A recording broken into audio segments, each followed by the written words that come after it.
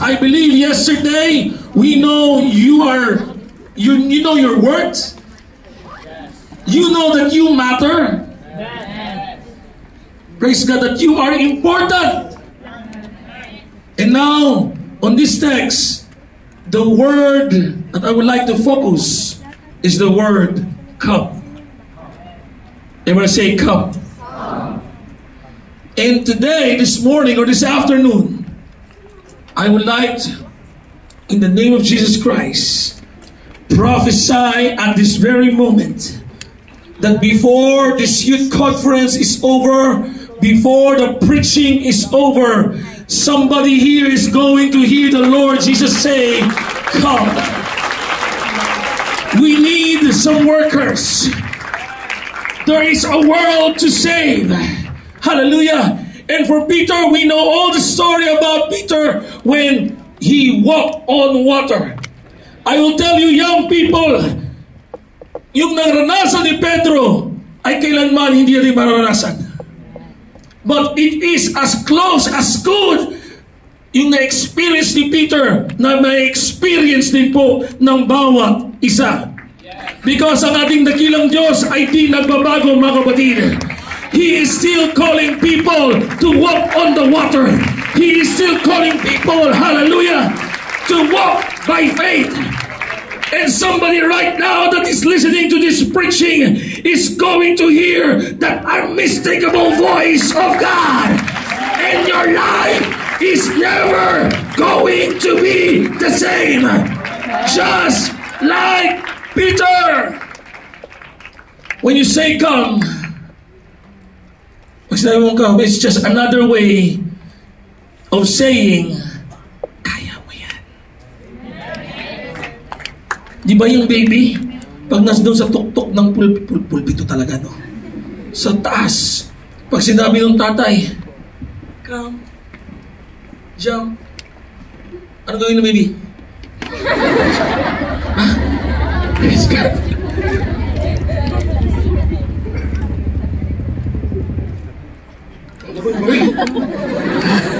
Amen.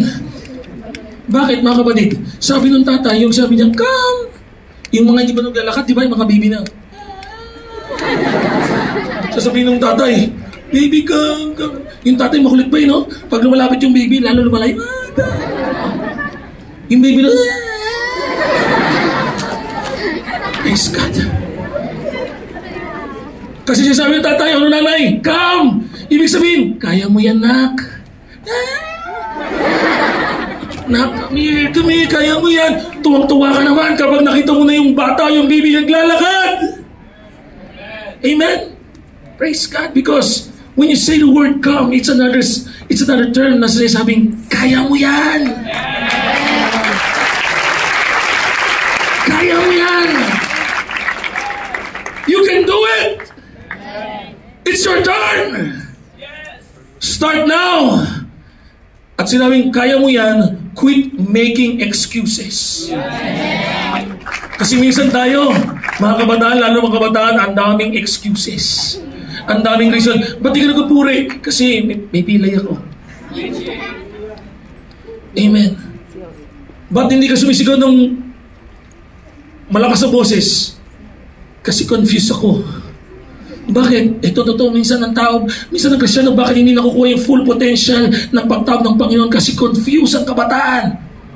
May confusion na nagaganap sa sanglibutan. Meron din na confused, praise God, na kung ano nga ba talaga siya.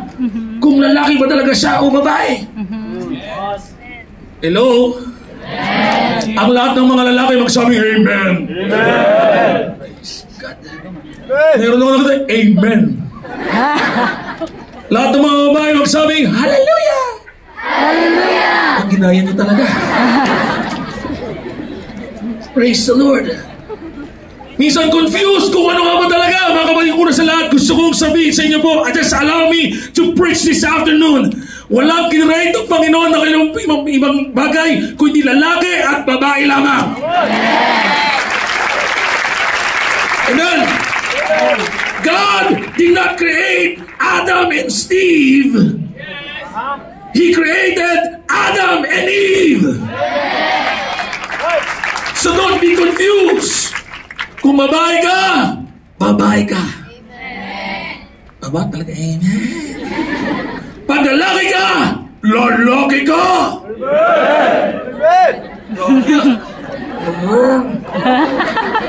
Hindi mo alam, galing sa Quaver. Praise God.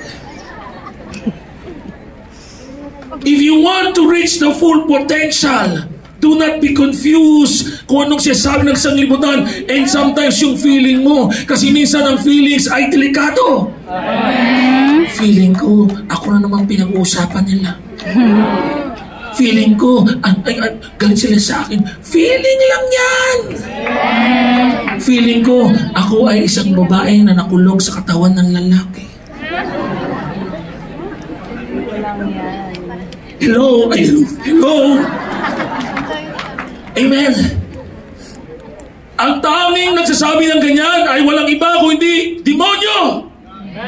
Evil spirit na nagsabing, ay kayo isang babae, kayo isang sirena. Sirena.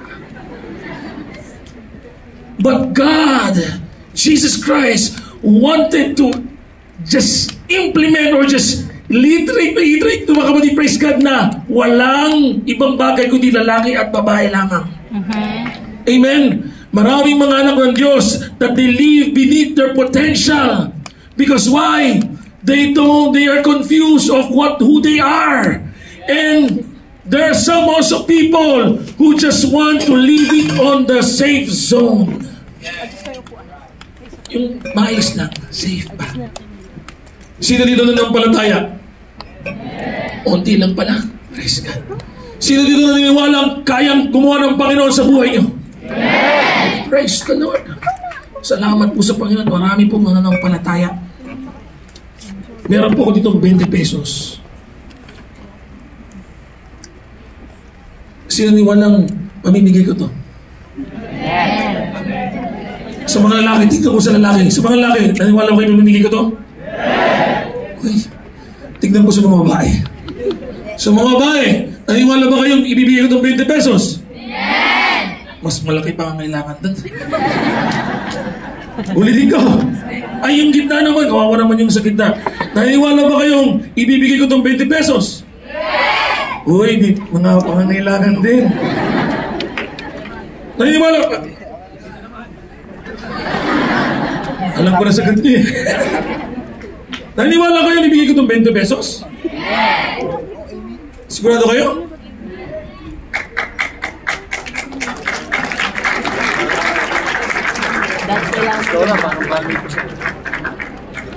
Amen.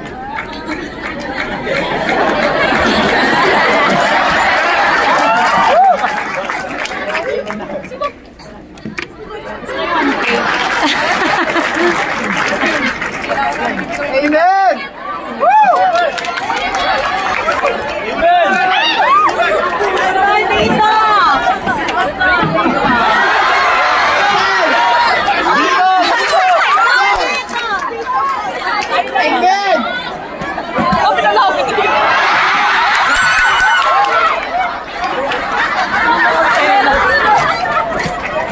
Tama na, uy. Tawag doon, sobra na. Pero nakita yung punto. Lahat kayo niwala, pero konti lang ang marahang kumubante. Kung meron ang pananampalataya, hindi sapat ang pananampalataya. Faith without works is dead. Lord, gamitin mo ako, pero kailangan magpagamit ka talaga. Umattend ka ng prayer meeting, umattend ka ng fasting, umattend ka ng seminar, umattend ka sa church. Hallelujah! Ang lingkod ka, samahan mo ang iyong pastor, supportahan mo ang iyong pastor, tahanin mo ang iyong pastor, because faith without works is dead. Kahit anong maniniwala mo, pero walang pagkilos, walang paggawa, baliwala ang lahat. Sabi nga, hindi ba? More than words is all you have to do to make it real. Then you wouldn't have to say that you love me. No? Love me. Hindi totoo yun ba? Madaling magsabing, I love you. Pero iba yung pag sinabing, I love you with feelings, di ba? Tama ba? Pag sinabing, I love you, pag galit, I love you! Eh parang, ano ba naman to? Pero pag with feelings, I love you with feelings. Damang-damang mo, di ba ikaw naman? With feelings. Praise God. Amen. Hindi lang basta sa salita. Alam mo bakit? Kumikilos. Nagbibigay ng choknat. Binibigyan ka ng mikmik. Praise God. Minsan stick o. Praise God. Lahat na. Nakakita mo eh. Hindi yung sinabi lang, I love you, tapos walang ginagawa. Kayo ba mga girls? Pag may nagsabi sa inyo, I love you, walang ginagawa, hindi nagpaalam sa pastor, hindi lahat. Sasagutin nyo, entertain nyo? Kunti lang sabi, hindi. Iba, depende. Depende sa mukha, kung mukhang paa, di ba? Alam mo na sa lahat, sabi ko nga po, sa isang conference, pag may naliligaw sa inyo mga girls, gusto niyo ng blessing, di ba? Kunti lang may gusto ng blessing. Ay, dito marami. Gusto niyo ng blessing? Iayos niyo. Pag may naliligaw sa inyo, tanungin niyo kagad yung lalaki, nagpaalam ka ba kay pastor? Nagpaalam ka ba sa mga magulang ko? At saka tanungin niyo rin, gusto niyo ng blessing, di ba? Tanungin niyo yung pastor niyo. Pastor, si brother so-and-so naliligaw. Gusto ko malaman, nagta-tights ba siya? Kasi bakit? Gusto mo ng blessing eh. So kung gusto mo ng blessing, dapat yung ipapasok mo sa buhay mo ay magpapala na. Amen? Hindi yung bagay. May nakausap ko dati, sabi sa akin, Pastor, mahal ko eh. Praise God. Umiyak-iyak mo sa akin, Pastor, mahal ko. Sabi ko, wala akong gagawa kung talagang ganyan, pero hindi tama yung way. After ilang buwan, naghiwalay din po silang mga kapatid.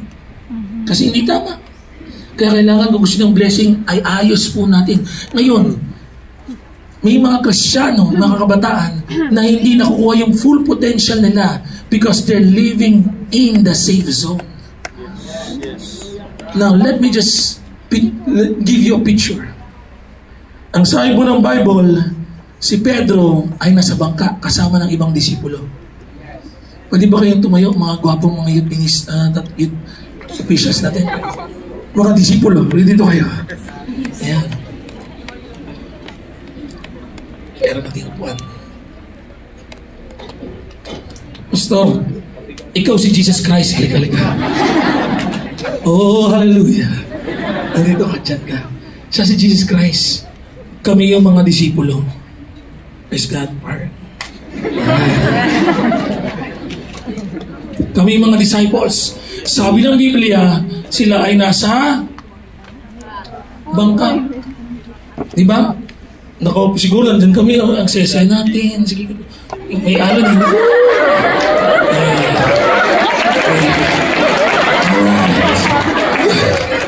Yes. Umuulan. Umabagyo. Kasama ko ang mga disipulo. Ayan. Diba? Tapos sila natakot. Bakit? May nakita silang parang multo. Pero sabi ni Jesus Christ, huwag kayong matakot. Be of good cheer. It is I. Wow. Kaya, uy, si Jesus Christ pala yun. Jesus Christ. Si Jesus Cristo. Ay, tama na. Diba? Ano sabi? Ako si Pedro, sila yung ibang disipulo. Sabi ni Pedro, Jesus! Kung ikaw nga yan, palakar, papuntahin mo kung nasaan ka. Bid me to come. Ano sabi Jesus Christ? Ano sabi Jesus Christ? One powerful word. He said, come. Ngayon si Peter, dahil sinabi Jesus Christ, come. Sige mo, pasok ka. Come. Si Peter, walang alinglangan. Siguro yung mga disciple, pinigilan pa si Pedro. Anong gagawin mo, Pedro? Sige.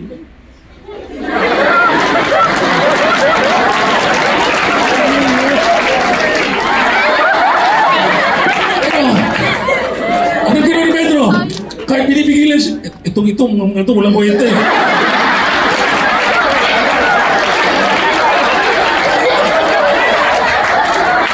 Ito, maganda yun. Maganda, mensahe. Minsan sa... Nabuburin!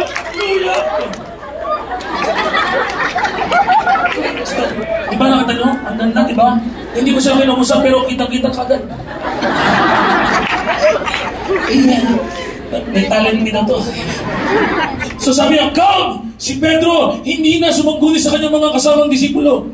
Ako ba'y pupunta doon? Pwede ba ako? Papayagan niyo ba ako? Alalayan niyo ba? Lagyan niyo ako ng tali o sa pabita? Hindi!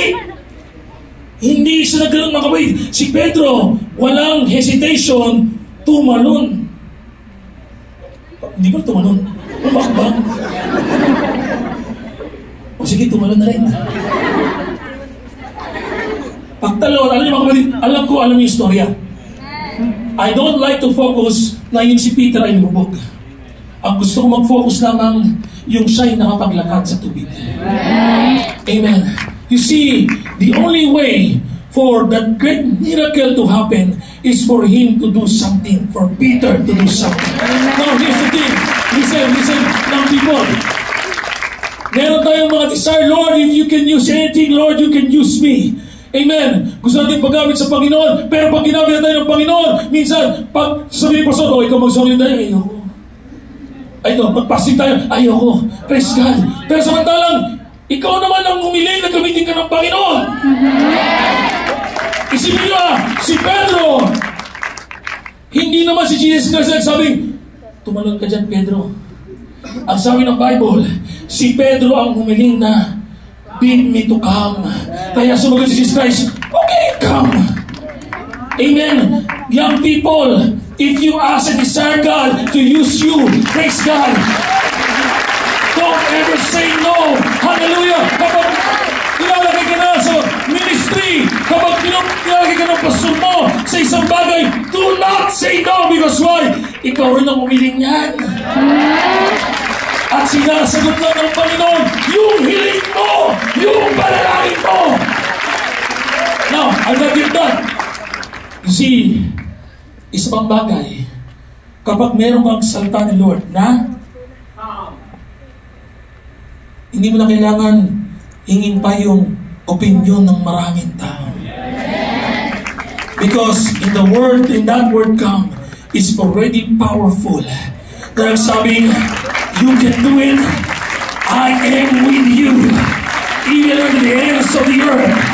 Now, here's the thing. Peter jumped off the safe zone. Kasi safe zone to eh. Sino namang taong, sino sumakay sa inyo sa barko? Sino nakasakay na? O bangka? Sino sa inyo ang nasa barko biglang, tatalon ako?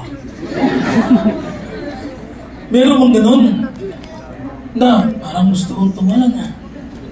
Parang gandang dagat ah. Alam niyo, narasa ko yung pastor. Papunta akong Bacolod sa barko ko. Nandun ako ako lang, kung isang gabi. Sabi ko, pag tumalon kaya ako, ano kaya mangyayari? Parang may bubulong sa akin. Tumalon ka. Sabi ko, hindi si Jesus to eh. Diba? Pero mga kapatid, hindi man nating maranasan na makalakad sa tubig tulad ni Pedro. Pero maranasan mo ang kapangyarihan at pagkabay sa iyo ng Panginoon sa lahat ng aspekto. Balikan ko si Pedro. Tumalon si Pedro. Okay. Yung mga disciples, hindi tumalon, nanood lang. Oh, nanood. Tingnan mo nanood daw. Ayun. May binoculars na po sa panahon na yun. Praise God. Tumalon ako, nasa tubig. Ang sabi ng Bible, si Peter ay nakapaglakad. Praise God. Sila, nasa bangka lang. Now, nanonood sila. Praise God. Yung iba siguro, popcorn. Pero mga kapatid, here's the thing. I'm not against those disciples. Because they have a testimony to share. Ano yung testimony to share nila? They made it on the other side. Lahat sila nakarating pa rin sa kanilang paroroonan na sabi ni Jesus Christ, di ba? They made it on the other side. Amen. Okay ba rin yun? Nag-survive sila. Okay ba yun? They made it on the other side. Okay ba yun? Buhay sila. Okay ba yun? magandang kwento nila. Maganda. But you see, the difference is, with Peter also have a testimony, but a very different one. A very powerful one. Because why? Hallelujah. Peter did not stay, hallelujah, in the safety of the boat. He wants to experience, hallelujah, another level, hallelujah, of the Holy Spirit in anointing, hallelujah, because of his faith. That's why he jumped out of the boat, mga kapatid, hallelujah. I'm not against the disciples. They made it, they survived. But Peter's testimony is different. Young people, marami na nag-aasaw magpagamit sa Panginoon. Haliyo, pero hindi humahakbang ngayong umagang ito, ngayong tanghali ito, sa pagkatapos ng ating konferensya. I challenge you, step out of faith. I challenge you, step out of the comfort zone, and you will see the hand of God in you, and you will be able to walk on the water. If you believe that, shout hallelujah! Hallelujah! Praise God. But here's the question. What are you going to do when Jesus says, come? Anong gagawin mo kung sinabi ni Jesus Christ sa'yo? Come.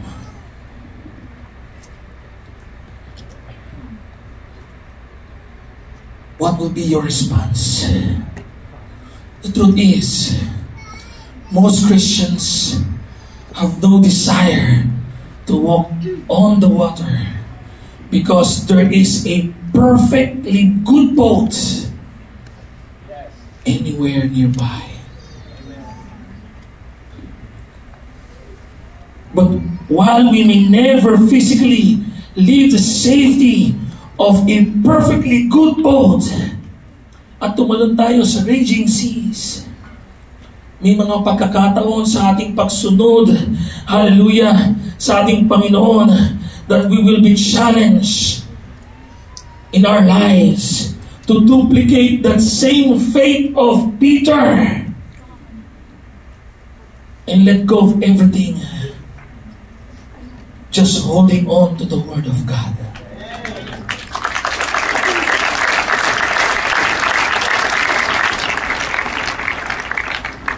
All I need is a word from God. Hindi na kailangan ng marami pa, paliwanag. All I need is one word. And that word is come.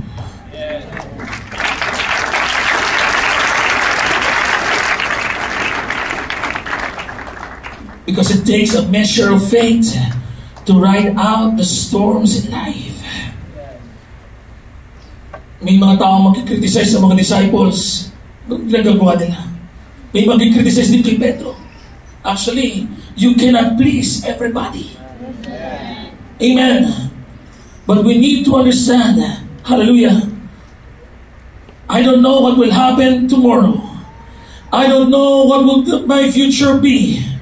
But I know Jesus is in control of everything. He holds the future. So it means whether you are in the safety of a boat or whether you are trying to walk on waters, hallelujah, you are striving, you are walking in faith, hallelujah, and you don't understand, you don't know when this storm is going to end. I will tell you, young people, just keep on praising, just keep on trusting, just keep on giving, just keep on sowing. Keep confessing. Hallelujah. Kahit wala ka nakikitang relief. Hallelujah. Sa paningin mo parang walang pag-asa. You just continue worshiping God. You just continue. Hallelujah. Praying to God. Kahit ang nakikita mo, puro ulan, puro bagyo, puro malakas sa hangin. But yet still, I will trust in Him. We have to trust in Him.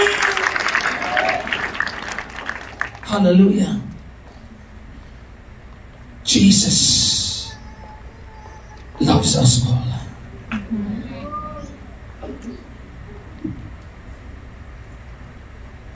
The Bible says, greater is He that is within me than he that is in the world.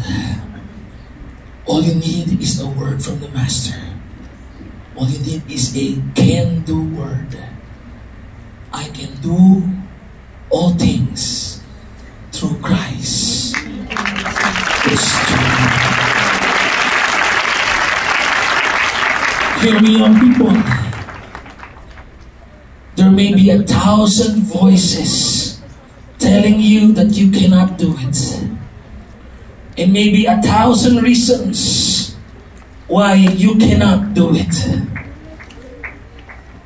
You are not educated enough.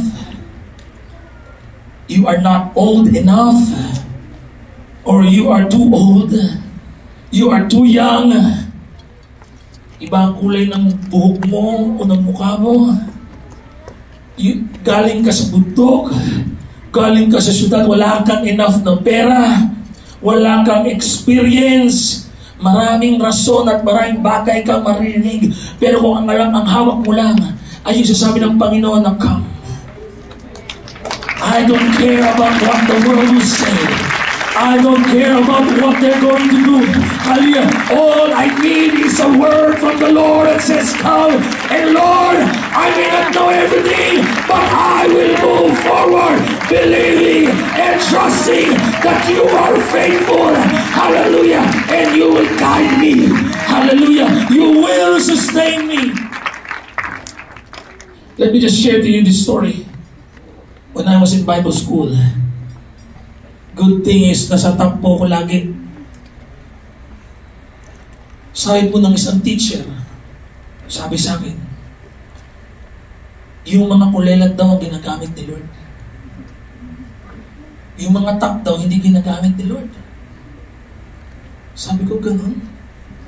Ang desire ko, magpagamit sa Panginoon. Ano yung ginawa ko? Pag may quiz, hindi ko sinasagutan. Ito po yan. May exam, isa lang itatama ko. Bagamat alam ko lahat ng sagot. Kasi ang gusto ko lang ay magpaggamit sa Panginoon. Hanggang sabi ng mga nakausap ako, sabi niya, Brother Raymond, gawin mo pa rin yung best mo at patunayan mo sa kanya na kahit top ay gagamitin pa rin ng Panginoon. Huwag mo isipin ko nung sabihin niya. Huwag mo isipin ko nung mga paranaw nilang opinion. Tinawag ka ng Panginoon. Yan ang isipin mo. Yan ang panghawakan mo. Kaya simula nung araw na yun, sabi ko, lahat ng quizzes ko, sinasagutan ko. Lahat ng exam ko, sinasagutan ko. Lahat mali, bibigdir lang. Yan ba kapatid? Because why? I want to serve God. At pinangawakan ko kahit marami ang negative. Hindi mo kaya yan. Hindi ka babasa. Hindi ka gagamitin. Pero sabi ng Panginoon, I will use you. Well, I don't care what they will say. I'm holding on to the Word of God. Hallelujah. At salamat sa Panginoon. Hallelujah. 21 years after, nandito ako sa inyong harap. Nangangaral ng salita ng ating Panginoon. And I tell you, God is going to use somebody in this conference. God is going to raise up somebody, hallelujah, that He is going to use mightily. Tapikin mo yung katabi sa'yo mo. I believe the Lord. I believe the Lord. That's all he had, the word come. But that's all he needed. Lahat mo ng disciples, they have the same opportunity na meron si Pedro. Pero si Pedro lang ang kumilos, mga kabataan. Lahat tayo may opportunity, hallelujah, maka-experience ng extraordinary, hallelujah, na pagkilos ng Panginoon at paggamit sa ng ating dakilang Diyos. We all have that opportunity. But the thing is, are you going to answer that call? Are you going to respond to the Lord Jesus Christ when He is telling you right now to come? We are here because of sorrows. Nandito ka because merong tumugon sa tawag ng Panginoon na come. That's why you are here. Peter stepped into a supernatural water anointing, walking. He began moving. He began walking. He began here's the thing. He began operating in the same power that Jesus had shown to them. Si Jesus nalinig lang sa tubig, but because of his faith, because, hallelujah, talagang kumilos siya mga kapatid, he also experienced the same thing that Jesus. Oh, young people, kung akala mo ang ganda ka na lang, you are going to experience greater. Kung sa tingin mo, hanggang dyan na lang yung ministry mo, no. Hallelujah, because God has something for you. Hallelujah, God has prepared something. Huwag kang matakot. But someone will say, I'm afraid. Yung mga disciples siguro nagsabi sila, ayoko mabasa. Kakaligo mo lang, mabasa ako. I don't want to get wet. Wow. Pero mga kapatid, ang isang taong talagang buong tiwala sa Panginoon, na kahit ano mangyari, Lord, alam ko, you will sustain me. I'd rather trying doing something great for God than doing nothing. I'd rather experience one day, 1 hour, 1 minute walking on the water than a lifetime just sitting on the boat. I'd rather experience this thing. Hallelujah. And I prophesy this afternoon, and I declare to you that there is a new stirring in the Spirit of the Lord. Many who have been comfortable and satisfied in the boat, hallelujah, I will tell you right now, you are going to get uncomfortable. But during those times, hallelujah, the great thing is God is with you. And here's the thing, when Peter stepped out of the boat, he was able to walk on the water. Hallelujah. But when he shifted his focus on the wind boisterous, he began to sink. But the good thing is, he called upon the name of Jesus. And immediately, Jesus stretched forth his hand and caught him. Hallelujah. Huwag kang matakot. Kung makalakad ka man, hallelujah, sa tubig. May not literally, mga kapatid, praise God, but you may be you'll be able to see the hand of God. Do not be afraid na may mga problema mag-arise sa pagsubok, because why? God is your help. God will be there to save you, to bless you, to protect you. Hallelujah. He is our light and our salvation. Let us discover our destiny. I'm about to close. Hindi ka manok. Agila ka. Sige, tabihin mo tayo sabi mo, hindi ka manok. Agila ka. Agila. Agila ka. Sabi ni Michael sa akin, agila ka. Sabi ko sa'yo, agila ka. You know, bakit ko sinabi sa inyo that you are not a chicken, you are an eagle. Ang agila kasi, hindi makakontento sa sahig lamang. Hindi makakontento sa auto ka lamang.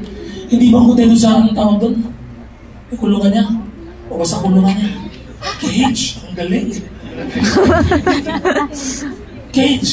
Hindi siya makakontento doon. Bakit? Ang agila is not meant to be there. The eagle is meant to fly. So high. Pag may malakas na hangin, imbis na mababa yung agila, tataas palalo ang agila. Mga kabataan, marami kayong may experience sa inaharap na pagsubok at problema, pero hindi ka manok. You must not stay there and be comfortable there, because you are made for something. Hallelujah. God is going to use you. God is going to use you. Hallelujah. you are God's special people.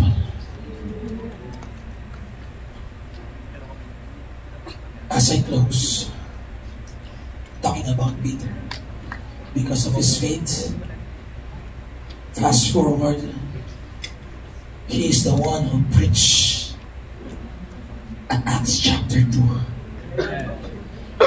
Because of his, they say, reckless faith. Because of that, 3,000 souls were baptized. Because of what? Kung saan nagsimula, doon kumilos ang Panginoon dahil may plano ang Panginoon. Mga kapatid, mga minamahal, mga kabataan, may plano si Kristo sa iyo. Hindi malabo mga kapatid. Hallelujah. And I believe next youth conference or youth camp, hindi na pwede dito sa lugar na ito kasi dodoble na ang numero ng young people ng Quezon. This week, praise God. Hallelujah. Because why? Just like Peter, God is going to use you. And you are going to step out of faith. Hallelujah. And God, through you, will make wonders and miracles. It's time for us to go to the mission field. Jesus is inviting you to come. Let's start that ministry. Let's build the church. Hallelujah. Let's witness. Hallelujah. Let's go. Hallelujah. And proclaim the words of God. Because when Jesus is saying come, He is inviting you to take hold of His power.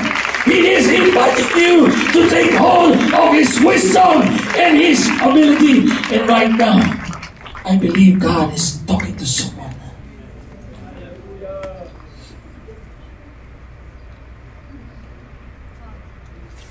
Si Pedro, tumalon siya sa bangka. Lumubog siya, pero ang pinakamagandang bagay doon, Peter did not sink. And neither will you.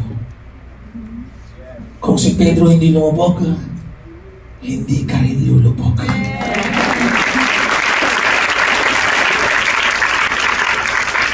Because Jesus is with you all the way. I'm going out of my notes right now. I feel the presence of the Lord at this moment. There is an invitation for you to come. I know maliit lang po yung harap natin. Hallelujah. Yung mga wala pang Holy Ghost nandito. Hallelujah. But God is inviting you. If you want the Holy Ghost, you need to come. If you feel like God is talking to you at gusto kang gawin ng Panginoon at I feel mo, I want to be used, Lord. Hallelujah. I want you to stand up to your feet.